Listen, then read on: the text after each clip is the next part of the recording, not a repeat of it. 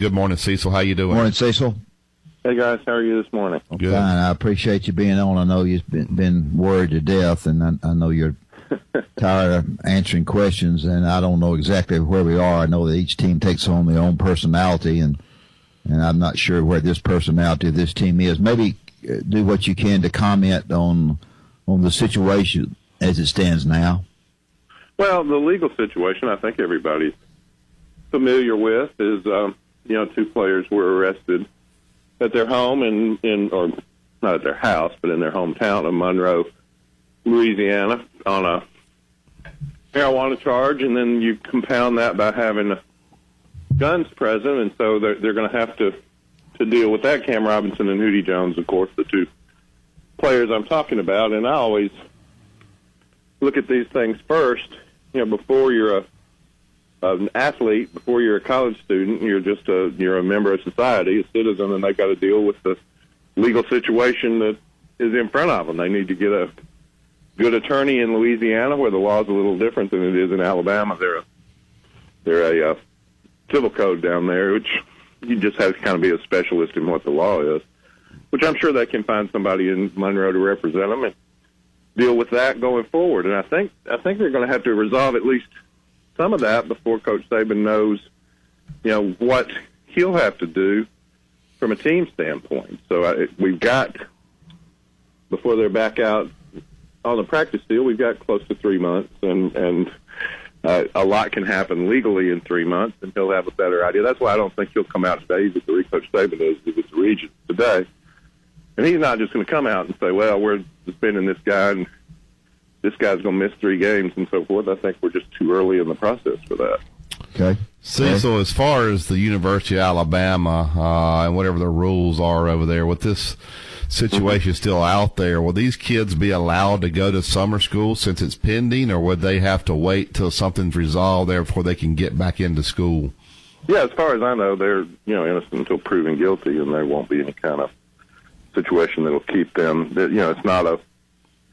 It's not a kind of charge that will keep them off. Now, there are various ramifications in the Code of Student Conduct, but I think at this point they'll be allowed back on campus, and they're still enrolled, hadn't been expelled, so they are free to go to classes. I wanted to ask you, I understand the players, some of the players come out, and I don't mind the tweets, hey, praying for your brothers, but then you got, some people, Deshaun Hand comes out, and you can do a million things right, but as soon as you make one mistake, you're magically just become a menace to society. Don't make sense. Ronnie Harrison said some nice things, but then he said some things that, people jump all over these kids. But these kids are put up on such a pedestal, and you and I know that. But I think maybe the players are overreacting to what the fans are doing there. Hey, the facts are there were 2 bags of marijuana in the car, 2 guns. Nobody's giving up on the kids, but it does look bad in this situation. Do you think Coach Saban will talk to those guys about the Twitter deals and say, hey, stay away from that. Let's don't add fuel to the fire? Well, I don't know if he'll specifically tell them to stay away. They need to understand that you can go out there, Barry Sanderson or Wimp Sanderson or Cecil Hurt or anybody can go out there, and if you want to find negative, you can find negative. There are people who don't like anybody, people, and particularly in their situation, you don't know who's a fan of which team. You don't know where people are coming from.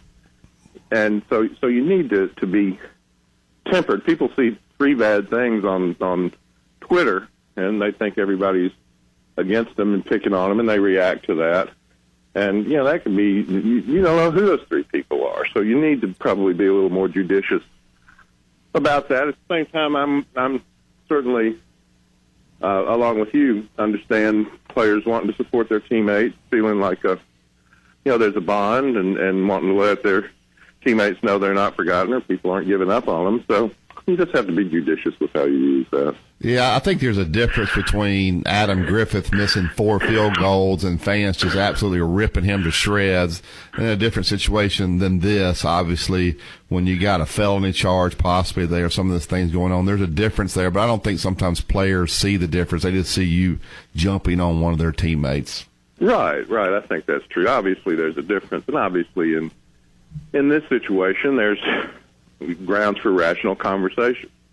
As you say, there's two individuals with pending charges, and there's certainly things in that can be talked about. But just for people to come out and rip them and say they're thugs or he needs to kick them off the team, that's premature right now. That's just way premature until we know how this thing is going to come out at the end of the day legally. You can agree with marijuana or not agree with it. You can agree with handguns. Nobody agrees with a stolen handgun, I don't think. But Louisiana's a carry state, but can't carry a stolen gun. And me personally, I'm not going to carry a gun because situations can escalate so quickly. That's a dangerous thing that at some point, good point, they need to talk to the players about.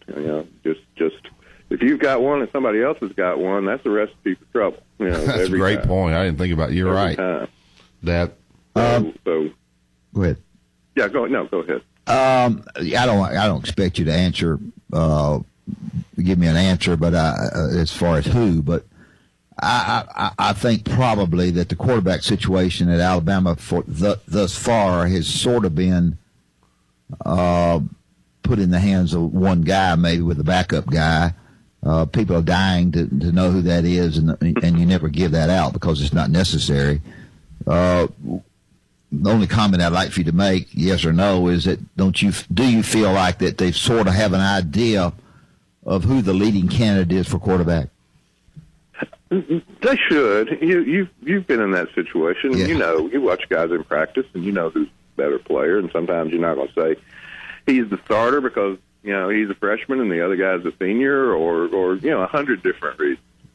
But I think that it would be silly to say they watch spring and are just standing around with their hand over their eyes and don't know which one's better. Now, good point. Now, what they don't know is how they're going to respond in a game. That's the one thing. No matter what you do, you can scrimmage every day. It isn't the same as putting 102,000 in that stadium and putting them against a team that does something that they hadn't seen, and how they respond to that. And some guys just don't react well to the speed of the game. That's I'm not going to single anybody out, but Alabama's had quarterbacks. But Alabama's had quarterbacks in the past who just didn't react well to the speed of the game, and they put them out there, and they just couldn't handle it. That's part of it, and you cannot know in practice. I mean, you can have an idea. You can tell if a guy just can't do it, but sometimes that next level up to a real game is just beyond what he's capable of doing, and you got to go to somebody else. But given what they'll do before the first game, I think they have a pretty good idea of how they want to handle that. Yeah, right. Good. Thank you. So I wanted to, Nick Saban, to me, you know him better than I do. You're in every press conference, but he seems like a guy, that always tries to avoid these situations. All these people come in and talk to the guys, and it's still going to happen. I understand that, but he tries to, maybe give kids a second chance. Sometimes he gets bashed for that. But I got to think this situation, because he tries so hard to warn them. This probably really, really hurts him when a situation happens like this. Hurts him for the kids, but also hurts that, hey, where did I go wrong? But the guy's trying to do everything right as far as teaching these guys. Just kind of comment about that. He is, and he is making an effort. I will say, in 30, when you've been coaching 30 years, and I think Coach Sanders will back me up, you've about seen everything. Yeah. You've seen a lot, and he's been in this situation before. Not this exact situation, but at Michigan State and LSU and Alabama, he knows how to handle this. I think what they get, where the disappointment would be is you do try to educate them on choices, but they're 19 or 20, and you don't have to be 19 or 20 to make bad choices. You can be 50 and make bad choices. People do that. But you're disappointed to see them make bad choices. And this is, judging from the police report, this is pretty much a pyramid of one bad choice on top of another bad choice. Don't get out, don't get out in your car and get out in public. Don't carry a gun with you. Don't be in a park at 2:30 in the morning and assume that the police aren't going to come and check what you're up to. You know, those are not good decisions, and I think that's disappointing to him.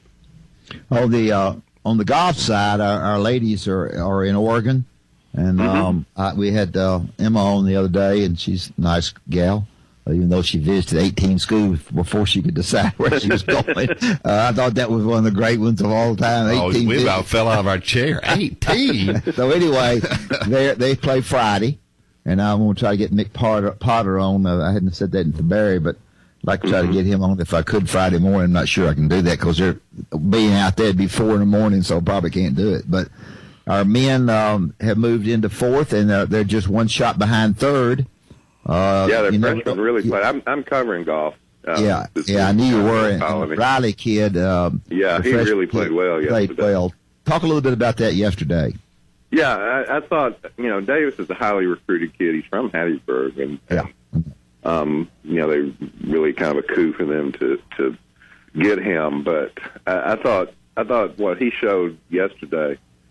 He ended the day. They started on 10. On the first day, and so they ended the closing holes were 8 and 9, and he double bogeyed 8 and bogeyed 9, and that, and his score counted, so that's 3 strokes that hurt him, and he would be the first to tell you that. So he comes back out. They start on 1. Yesterday he gets to 8, which is par 3, and goes past the pin and double bogeys it again. Now a lot of freshmen, that's it for them. They double bogeyed it twice. So here we go again. What he did, turn around, go to 9, birdie that one, have 3 birdies, no bogeys in the back 9, and finish with a 67. Well, that's a pretty good sign of some mental toughness out of it. Darn right it is. Yeah, so, -5. Yeah, so that's a heck of a round, and really helps them and kind of has them in good position. As you know, the way that tournament is, the top 5 advance on to Oregon, and you just want to get to Oregon, so it's how many strokes clear of 6th place you are, and they're we'll see what happens with the conditions today, but they're in pretty good shape ahead of 6th. Las Vegas and Charleston are 6th, and they've got enough cushion. If they go out and play like they're capable, they should be fine. Well, we appreciate you being on. You're always terrific, Cecil, and I hate that we bother you so much. Oh, no problem. But, glad to do it. But you had some great answers for us, and Barry had some good questions, so we'll look forward to seeing you along the way somewhere. Thank you. Thanks, Cecil. Appreciate you. Thanks, guys. Okay.